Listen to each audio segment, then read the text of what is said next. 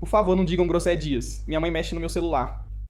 Bom, depois de falar tanto sobre os vilões quanto sobre os antagonistas do anime, acho que já estava na hora de falar sobre os protagonistas e seus tipos. E sim, eu sei o que é um arquétipo. Chatos. Patas, eu sou Bilce, seu devorador de pintos de confiança. E hoje vamos encerrar a trilogia de vídeos sobre tipos de personagens de anime.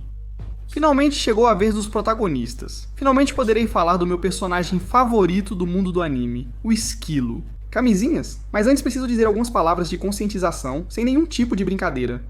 Ser homem não significa transar com 4 senhoras ou assistir a uma família de sorte sem chorar. Ser homem significa estar diante de um pênis e não sentir vontade.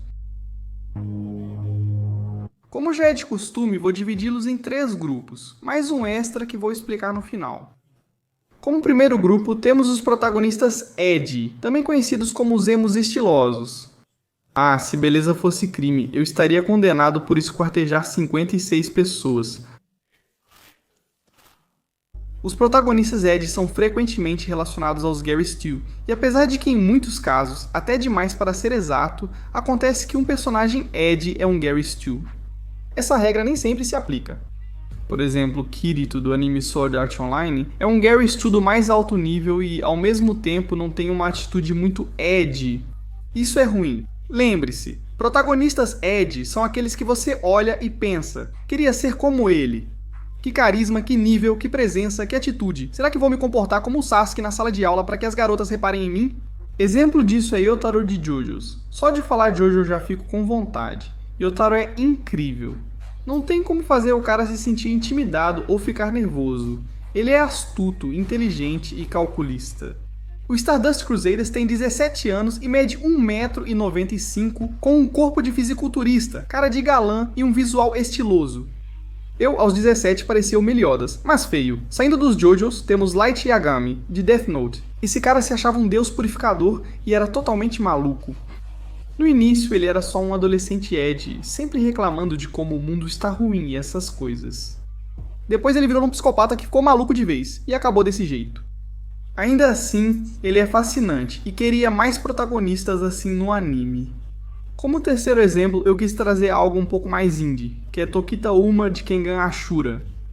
O cara é tão casca-grossa que impressiona, arrebenta quem quiser e mesmo perdendo vira o jogo facilmente. Até os rivais dele acabam virando amigos, o que me deixa especialmente nervoso em um mangá. E todas as mulheres da série querem ver o Ashura do Uma. Não sei se entendem, você tá engraçado, foi um palhaço que te fez assim? Se a empresária ruiva quer ele, a secretária mandona dá em cima dele, até minha waifu desse mangá quer ficar com ele. Ai, mas que delícia. Um momento, tem algo errado. Oh, meu Deus.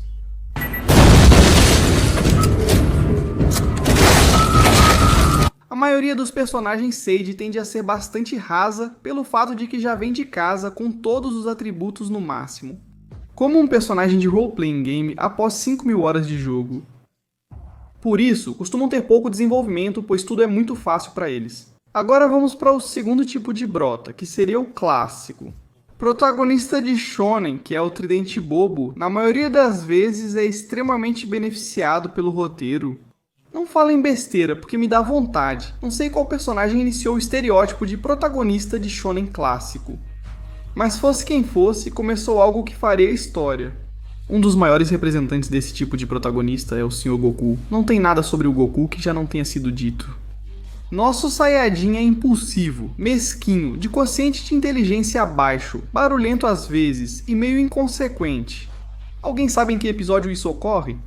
Apesar de que 99% do tempo, Goku se comporta assim. A verdade é que em alguns momentos ele provou ser um herói e enfrentou situações horríveis sozinho. Sim, Luffy, estou olhando pra você. Ele merece respeito. Ninguém teve tantos momentos de lucidez quanto o Goku, exceto ele. Já ouço os fanboys do Luffy vindo atrás de mim de novo?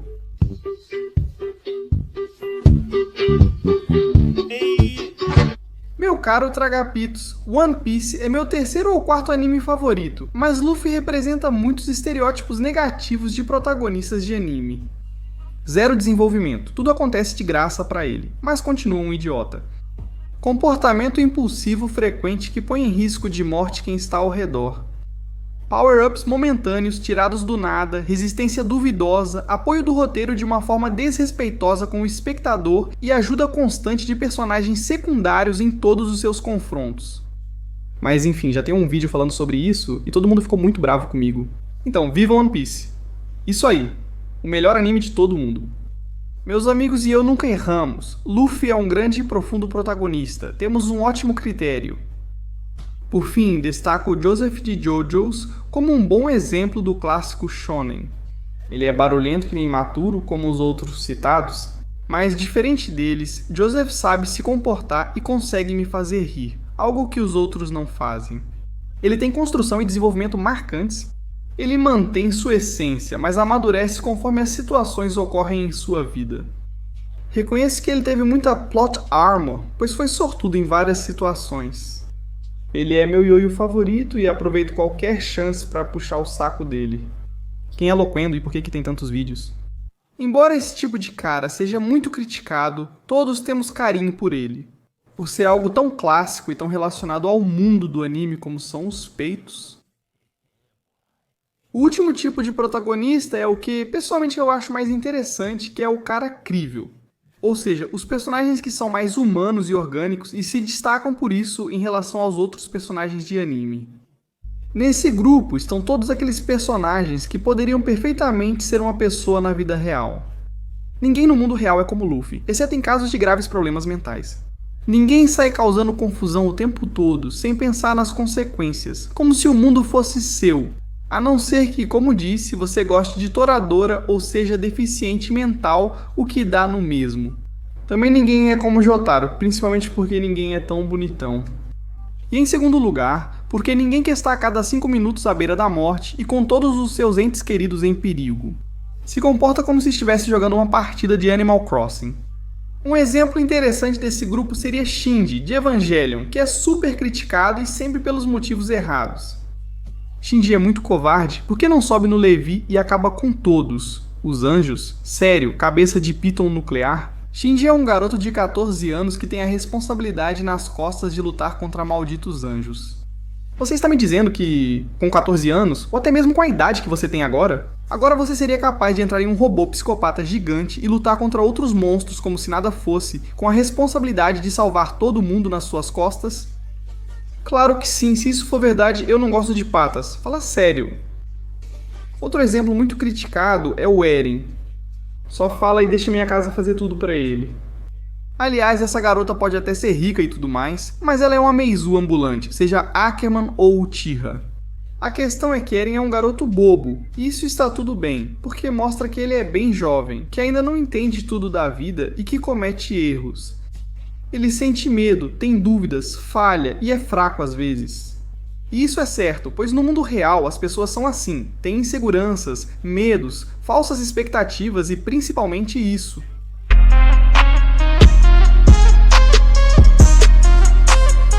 Por fim, destaco Takató, de Digimon Tamers. A maioria dos protagonistas das temporadas de Digimon tem entre 10 e 13 anos.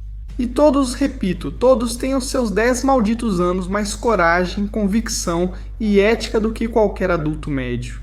Eles enfrentam monstros tão destrutivos quanto bombas atômicas, mas ainda mostram medo. Nessa idade, se eu perdesse a Liga de Hoenn, chorava. Mas Takato, apesar de ser de fato um garoto muito corajoso, ainda assim se comporta como um jovem da sua idade. Senti medo em algumas situações e perdi a calma em outras. Ele também tem um desenvolvimento notório, que suas contrapartes de outras temporadas não têm.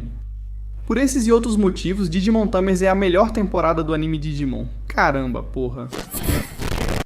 E esses foram os 3 grandes grupos nos quais podemos agrupar os protagonistas de anime. Mas vence. E quem não é assim?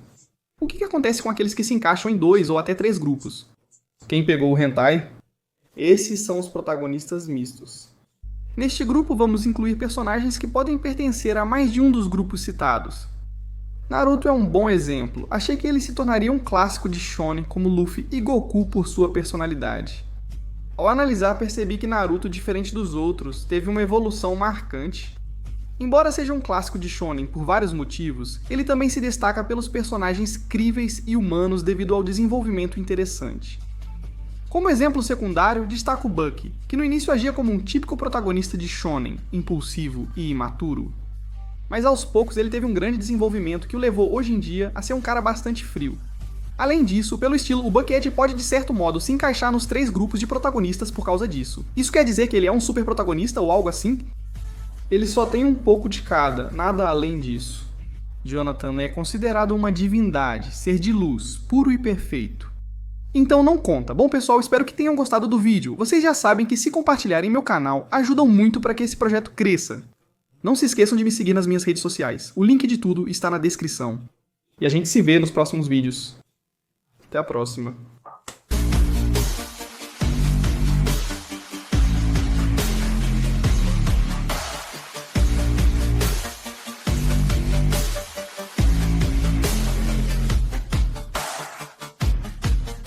Espero que esteja assistindo, não tente impedir, vou trabalhar até enjoar.